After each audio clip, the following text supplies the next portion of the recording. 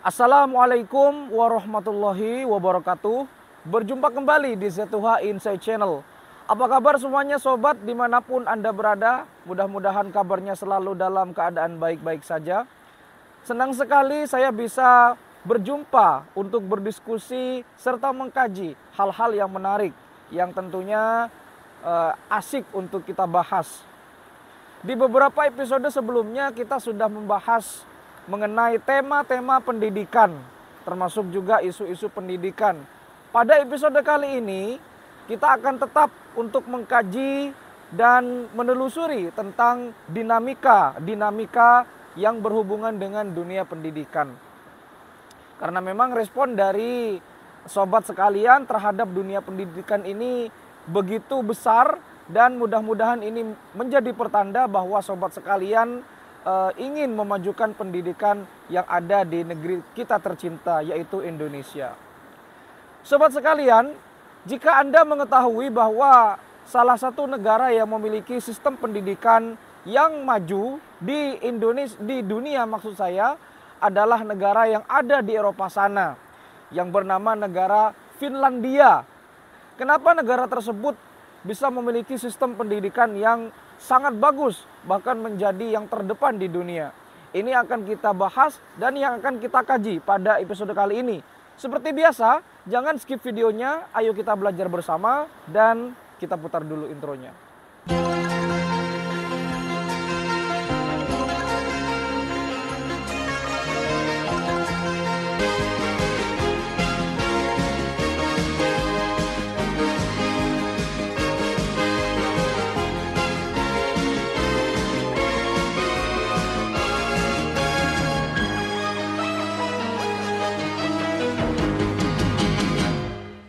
Siapa yang tidak mau dengan sistem pendidikan yang kita idam-idamkan?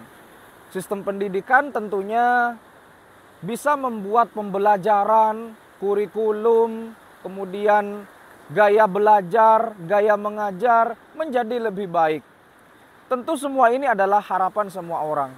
Tetapi tidak semua negara memiliki sistem pendidikan dalam tanda kutip adalah pendidikan yang baik. Mari kita lihat di beberapa negara di dunia ini.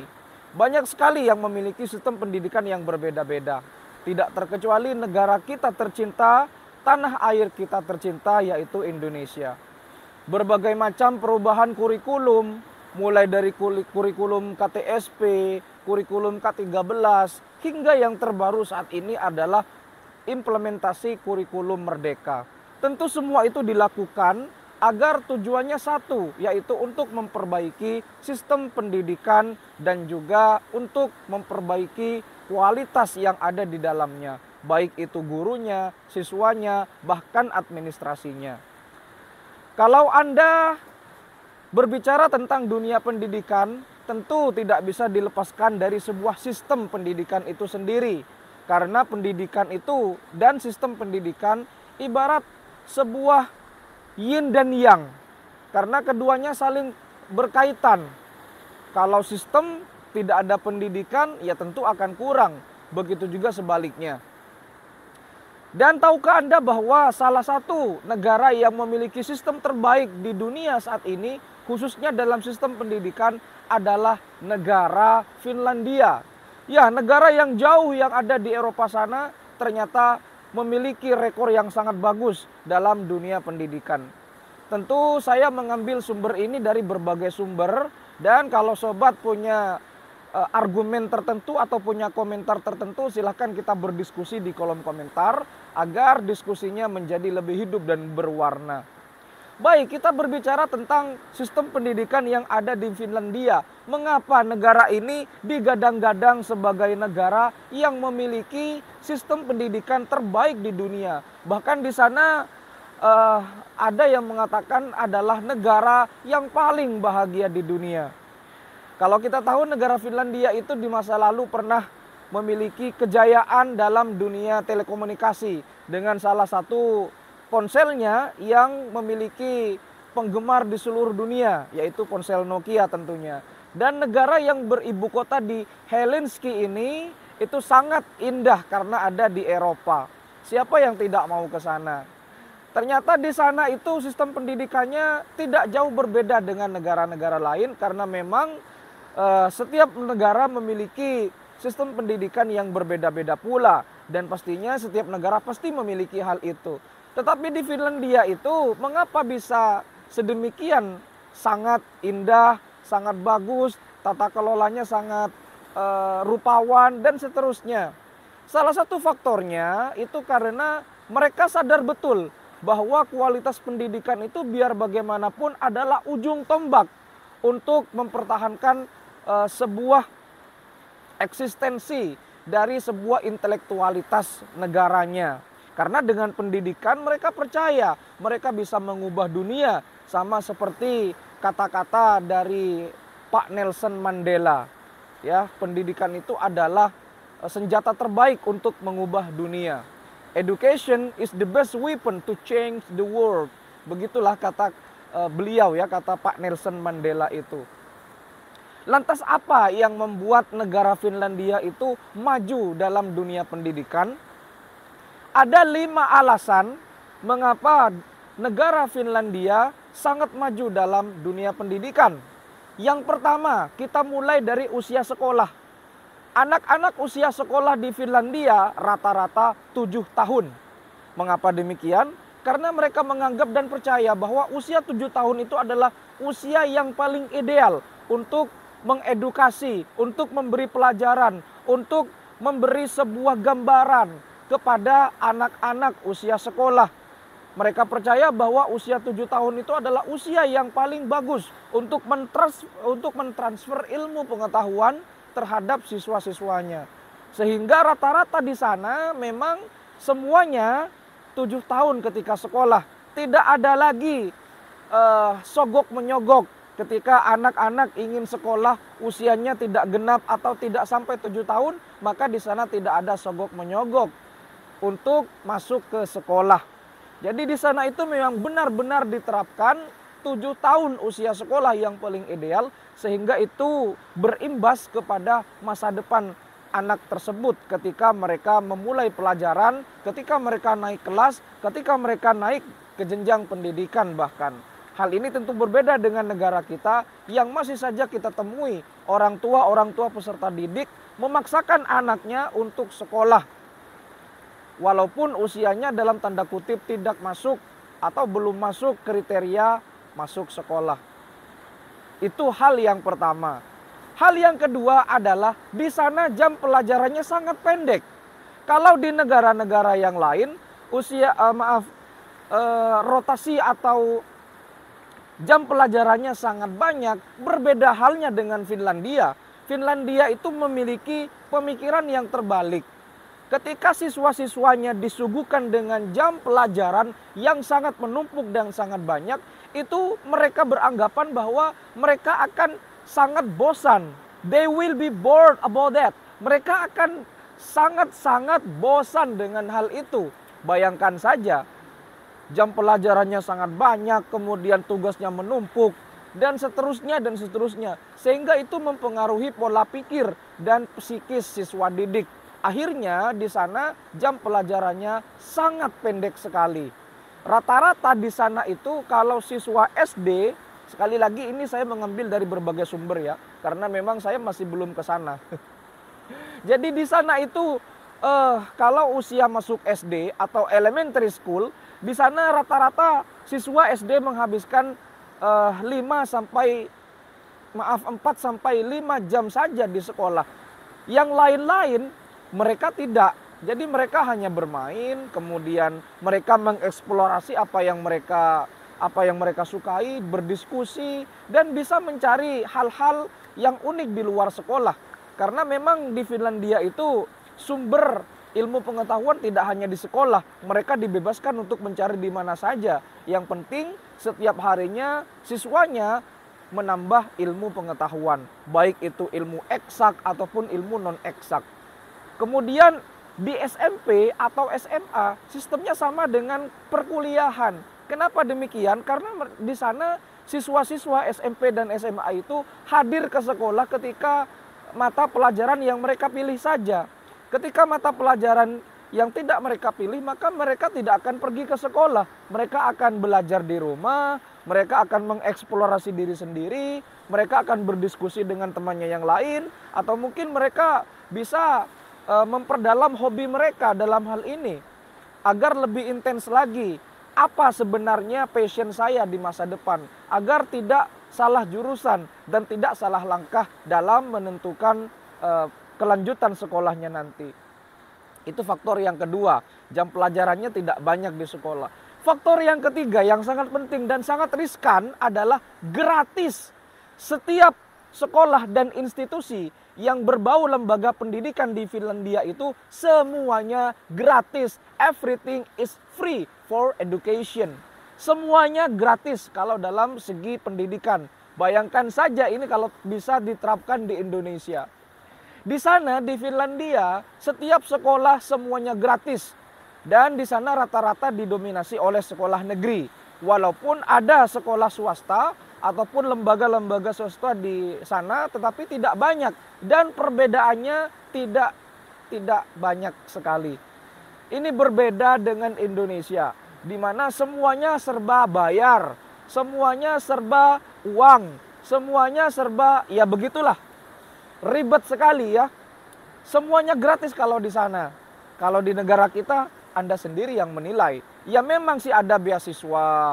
Ada beasiswa hafiz Quran 30 juz, beasiswa berprestasi, beasiswa Indonesia Timur, beasiswa Papua dan seterusnya. Tetapi beasiswa itu pada kenyataannya banyak sekali oknum-oknum yang tidak bertanggung jawab yang memanfaatkan hal itu. Di mana kalau kita mengetahui bahwa beasiswa-beasiswa banyak sekali yang bisa diakses orang-orang tertentu, yang punya link ke orang-orang tinggi bisa mengakses, dan seterusnya. Anda sendiri yang menilai. Tetapi kita kembali lagi kepada negara Finlandia. Di sana semuanya gratis. Tidak ada perbedaan antara sekolah negeri dan sekolah swasta. Bayangkan saja di Indonesia itu masih saja banyak perbedaan sekolah negeri dan sekolah swasta. Di Finlandia tidak ada sekolah favorit dan juga tidak ada sekolah tidak favorit. Semuanya favorit.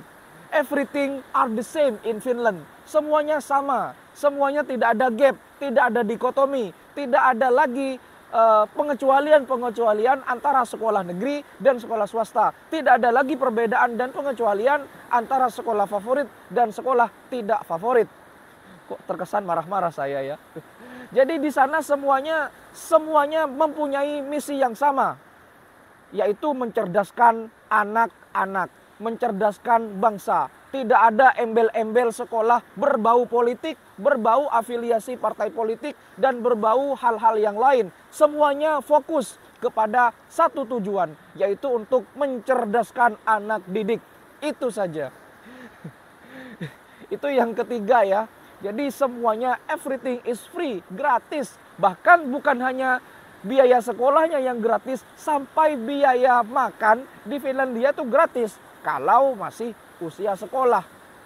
Bayangkan kalau ini kita terapkan di Indonesia. Semuanya bisa mengakses pendidikan. Karena di Indonesia itu kan sangat kaya. Kenapa ini tidak bisa diterapkan? Maka dari itu mari pemerintah terkait untuk lebih memikirkan hal ini. Biar bagaimanapun pendidikan itu sangat penting. Biar bagaimanapun pendidikan itu adalah ujung tombak dan hal utama yang harus kita pikirkan bersama. Itu yang ketiga ya. Yang keempat adalah di sana tidak ada PR. Ya, tidak ada pekerjaan rumah. Kenapa di sana tidak ada PR? Karena menurut orang Finlandia, PR itu membebankan siswa. Siswa sudah sekolah, kemudian ditambah lagi mereka harus memiliki beban untuk mengerjakan PR dalam jumlah tertentu dan harus dikumpulkan di hari tertentu. Tentu ini sangat membebani pikiran mereka. Mereka berangkat dari rumah ke sekolah itu tujuannya untuk belajar, bukan untuk dihajar. Tetapi di Indonesia banyak sekali guru-guru yang memberikan PR. Guru Indonesia, guru bahasa Indonesia memberikan PR. Guru bahasa Inggris memberikan PR. Guru matematika memberikan PR. Guru fisika juga demikian. Kimia juga demikian. Akhirnya apa yang terjadi? Contek mencontek. Itu yang terjadi kalau siswa-siswanya kebanyakan PR.